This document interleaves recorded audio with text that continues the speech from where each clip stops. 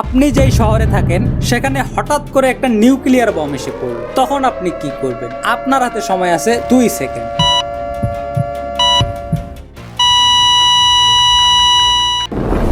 কি কিছুই ভাবতে পারলেন না তো? সত্যিটা হলো আমরা অনেকেই জানি না ঠিক কি করা উচিত। আর এই নিউক্লিয়ার এক্সপ্লোশন কোনো সিনেমার সিন না যেখানে এক্সপ্লোশন স্লো মোশনে চলবে। এটি ঘটে মাত্র কয়েক সেকেন্ডের মধ্যে, আর এই কয়েক সেকেন্ডে এমন কিছু ঘটে যা মানুষের ইমাজিনেশনের বাইরে। বর্তমান জিওপলিটিক্সের যে অবস্থা তাতে যে কোনো সময় নিউক্লিয়ার ওয়ার শুরু হয়ে যেতে পারে। তাই সেই কয়েক সেকেন্ডে কি এমন ঘটে সেটাই আজ আমরা জানবো।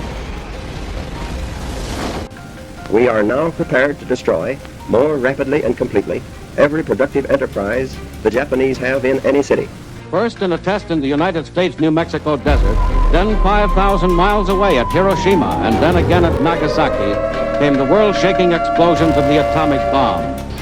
Few people cried. Most people were silent. Now I am become death, the destroyer of worlds. Latest reports from the Japanese say that 126,000 died as the result of the damage done by the single bomb that blasted the city. সবার প্রথমে আপনি এই news রিপোর্টটা দেখুন। 1945 সালে আমেরিকার দ্বারা জাপানের হিরোশিমা ও নাগাসাকিতে যে দুইটা নিউক্লিয়ার বোমা ফেলা হয়েছিল তাতে বিস্ফোরণ এবং পরবর্তী রেডিয়েশনের ফলে আনুমানিক 2 লক্ষের বেশি মানুষ এবং অগণিত প্রাণী মারা যায়। আর এর আশেপাশের এলাকাগুলো বহু বছর ধরে বসবাসের অযোগ্য ছিল। যাই হোক, নিউক্লিয়ার বম স্ট্রাইক করার পর প্রথমেই দেখা যায় ভয়ঙ্কর একটা ফ্ল্যাশ অফ লাইট। এর ব্রাইটনেস এতটাই ইন্টেন্স যে প্রায় 80 কিলোমিটার দূরে থাকা মানুষও কয়েক সেকেন্ডের জন্য টেম্পোরারিলি ব্লাইন্ড হয়ে যেতে পারে। তাই এক্সপার্টদের মতে এমন কোনো ফ্ল্যাশ দেখলে সাথে সাথে চোখে হাত দিয়ে মাটির দিকে শুয়ে পড়া উচিত, যেন রেটিনা সেফ থাকে। এর ঠিক 1 সেকেন্ডের কম সময়ের মধ্যে তৈরি হয় একটি বিশাল আগুনের গোলা, যাকে ফায়ারবল বলা হয়, যার ফলে মুহূর্তের মধ্যে ছড়িয়ে পড়ে ম্যাসিভ হিটওয়েভ। উদাহরণ হিসেবে আমরা 1 মেগাটন নিউক্লিয়ার বম ধরবো। আপনি জেনে অবাক হবেন যে এই হিট ওয়েভের কোর টেম্পারেচার এতটাই বেশি যে সূর্যের কেন্দ্রের আশেপাশে প্রায় 5 থেকে 10 মিলিয়ন ডিগ্রি সেলসিয়াস। কোর থেকে প্রায় 1 কিলোমিটার রেডিয়াসের ভিতরে এর তাপমাত্রা থাকে 3000 থেকে 5000 ডিগ্রি সেলসিয়াস। 3 কিলোমিটারে তা হয় 1000 থেকে 2000 ডিগ্রি সেলসিয়াস। 5 কিলোমিটারে 500 থেকে 800 এবং 8 কিলোমিটার রেডিয়াসের ভিতরে সেই তাপমাত্রা হয় প্রায় 200 থেকে 400 ডিগ্রি সেলসিয়াস, যেখানে মানুষ, কনক্রিট, এমনকি লোহা পর্যন্ত ভেপোরাইজড হয়ে যায়। আর আপনার শরীরে তখন 3rd ডিগ্রি বার্ন ঘটবে, যেখানে আপনার সার্ভাইভাল চান্স 0। তারপর আসে প্রচন্ড এক ব্লাস্ট ওয়েভ, যেটা মুহূর্তের মধ্যে বড় বড় বিল্ডিং ভেঙে ফেলতে পারে। এই শক ওয়েভ এতটাই শক্তিশালী যে মানুষ, গাড়ি, এমনকি বিশাল দেহী ট্রেনকেও হান্ড্রেডস অফ মিটার দূরে ছিটকে ফেলতে পারে। শুধু তাই নয়, এই চাপ মানুষের লাংস ফাটিয়ে ফেলতে পারে, কানের পর্দাও ছিঁড়ে ফেলতে পারে। আর আপনি যদি এইসব থেকে কোনোভাবে বেঁচে যান তাহলে আপনাকে কংগ্রাচুলেশন, আপনার জন্য অপেক্ষা করছে সবচেয়ে নীরব ঘাতক।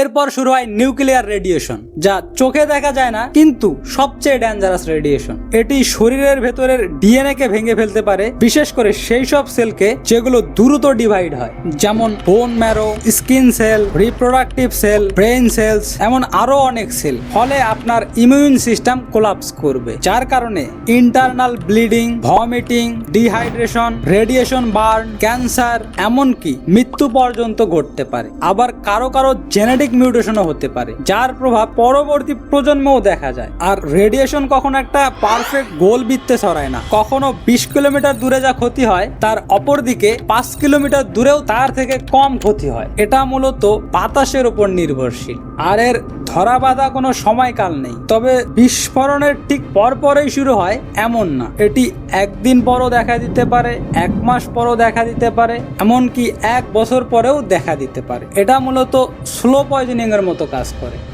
কিন্তু এই সব কিছুর মধ্যে সবচেয়ে ভয়ঙ্কর এবং লং টার্ম ইম্প্যাক্ট তৈরি করে রেডিও অ্যাক্টিভ ফল আউট। এক্সপ্লোশনের কয়েক মিনিট থেকে কয়েক ঘন্টার মধ্যে আকাশ থেকে বালির মতো রেডিও অ্যাক্টিভ ডাস্ট ঝরতে থাকে। শরীরে এই কণাগুলো লাগলে বা শ্বাসের মাধ্যমে ফুসফুসে ঢুকলে মারাত্মক রেডিয়েশন সিকনেস হতে পারে, যার প্রভাব ইনস্ট্যান্ট নাও দেখা দিতে পারে, কিন্তু সময়ের সাথে সাথে তা ধীরে ধীরে প্রকাশ পায়। ফলআউটের সবচেয়ে বড় বিপদ হলো এটি খাবার, পানি ও মাটিকে দূষিত করে, ফলে অনেক দূরের এলাকাও দীর্ঘ সময়ের জন্য বসবাসের অযোগ্য হয়ে উঠতে পারে। এক্সপার্টদের মতে ফলআউট থেকে বাঁচার ক্ষেত্রে দূরত্বের চেয়ে বেশি গুরুত্বপূর্ণ হলো প্রপার শিল্ডিং। তাই যদি কেউ বিস্ফোরণ এলাকার অনেক দূরেও অবস্থান করে, তবুও সবচেয়ে সেফ অপশন হলো থিক কনক্রিট ওয়ালের পেছনে বা জানালা ছাড়া আন্ডারগ্রাউন্ড শেল্টারে আশ্রয় নেওয়া, যতক্ষণ না রেডিয়েশন উল্লেখযোগ্যভাবে কমে আসে।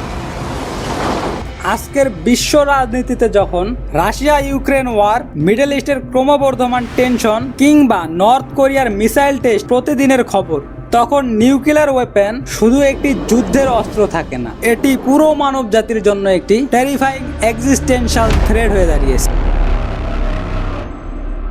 এর ধ্বংস ক্ষমতা এতটাই ভয়াবহ যে সত্যি বলতে অধিকাংশ দেশ এটিকে ব্যবহার করার জন্য নয়, বরং ভয় দেখিয়ে যুদ্ধ ঠেকানোর জন্য সংরক্ষণ করে রেখেছে। বর্তমানে বিশ্বের 9টি দেশের কাছে নিউক্লিয়ার ওয়েপেন আছে, আর কার কাছে কতগুলো আছে তা আপনারা স্ক্রিনেই দেখে নিয়েন। তবে সবচেয়ে বেশি আছে রাশিয়া ও আমেরিকার কাছে।